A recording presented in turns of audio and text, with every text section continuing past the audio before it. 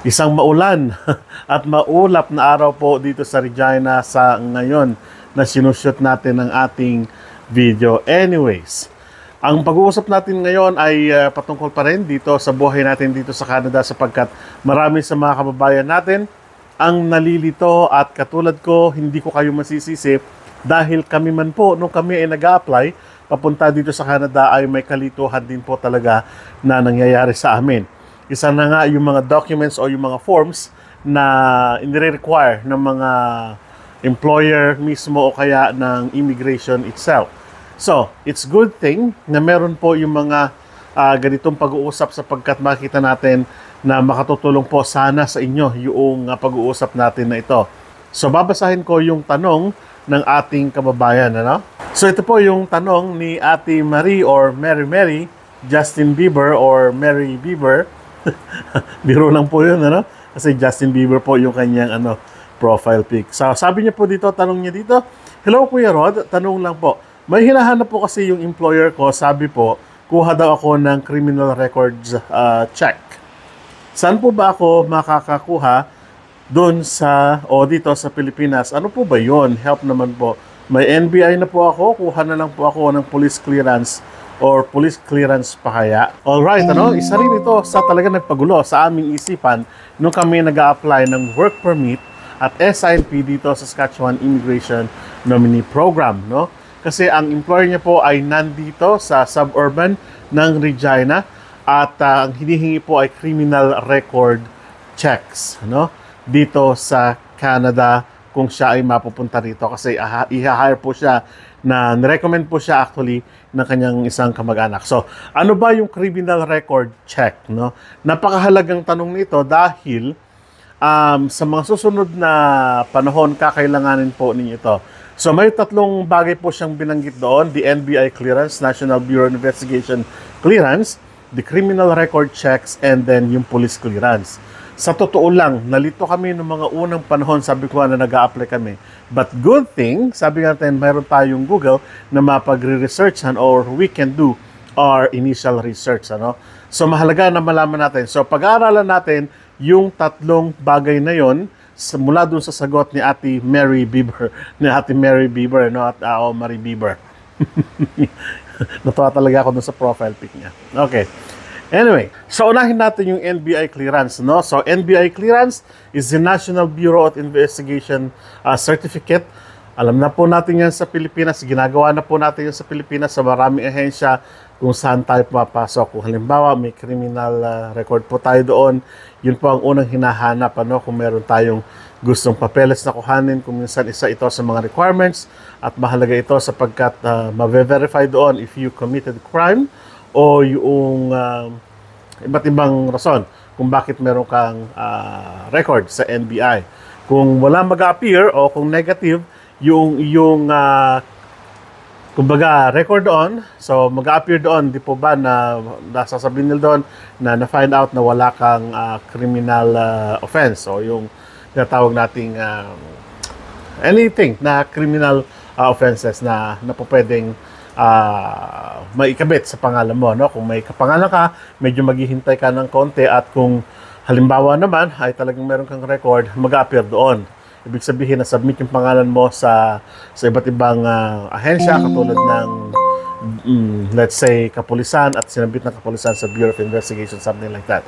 So they will issue that for you. That's the NBI clearance. Pag sinabi naman nating police clearance, ito naman yung hinihingi dyan sa atin sa mga municipality kung saan naman po tayo nandoon nakatira. For instance, kukuha tayo ng mga papeles sa ibang ahensya at nangailangan ng police clearance, pupunta tayo sa police stations o sa police service kung tawagin natin, and then mag-a-ask po tayo ng police clearance. O kaya naman may requirements tayo, for instance, kukuha tayo ng mga property, something like that. Hindi ko alam, pero kami noon, hinanapan kami ng police clearance, something like that, as a part of requirement, no? So maraming pinagkukuhanan o maraming pinagagamitan ang police clearance. So it's true with the NBI clearance. Ngayon, dito sa Canada, ang tawag natin dito ay criminal records check. So ito ay in a form of clearance din siya, certificate din siya.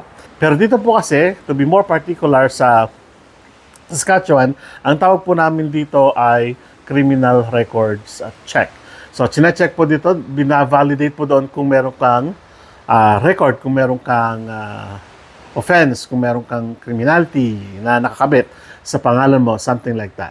So, ang purpose po ng criminal record check, ng NBI clearance, ng police clearance is to check from the word itself, to check the criminal offenses you committed kung meron man. Kung wala, that is good.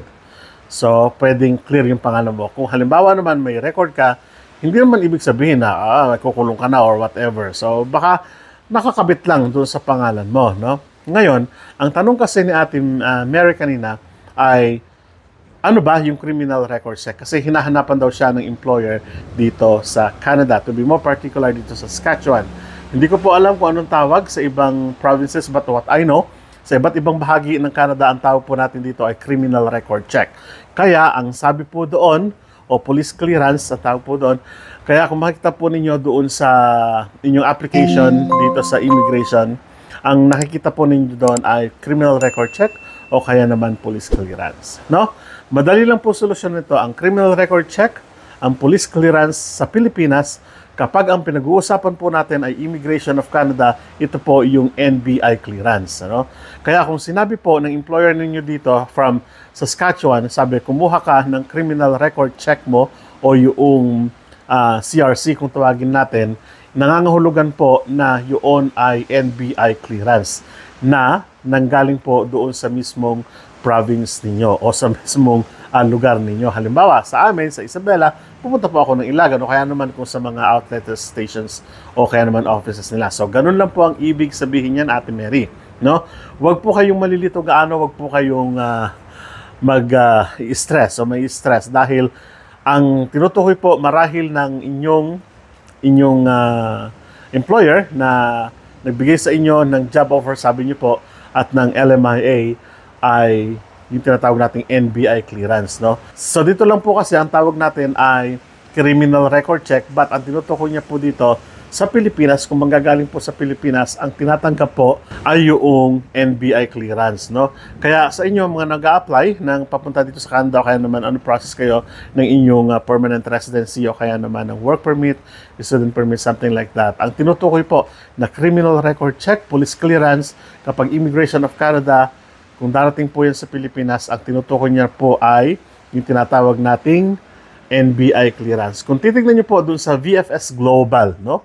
Diyan sa Manila, isa sa mga requirement ay tinatawag nating police clearance. Sa under po ng police clearance sa state na yon, ang tinutukoy po doon ay tinatawag nating NBI clearance, National Bureau of Investigation clearance. So, matatagpuan po ninyo sa mga satellite offices ng NBI o kaya naman sa mga main offices provincial ng inyong province. So, depende po kung saan province kayo sa Pilipinas. So, yun lang po ang ibig sabihin nun. So, malinaw naman po na in-state ng VFS Global Manila na ang police clearance is actually the NBI clearance. Throughout po yan, from your application up to your consultancy, kung meron po kayong consultancy sa tinatawag nating pagpapasa ng work permit, sa pagpapasa ng inyong mga, let's say, permanent residency, ang hinahanap po na police clearance, again, is the NBI clearance. So, ganun lang po yun. Huwag po kayong malilito doon.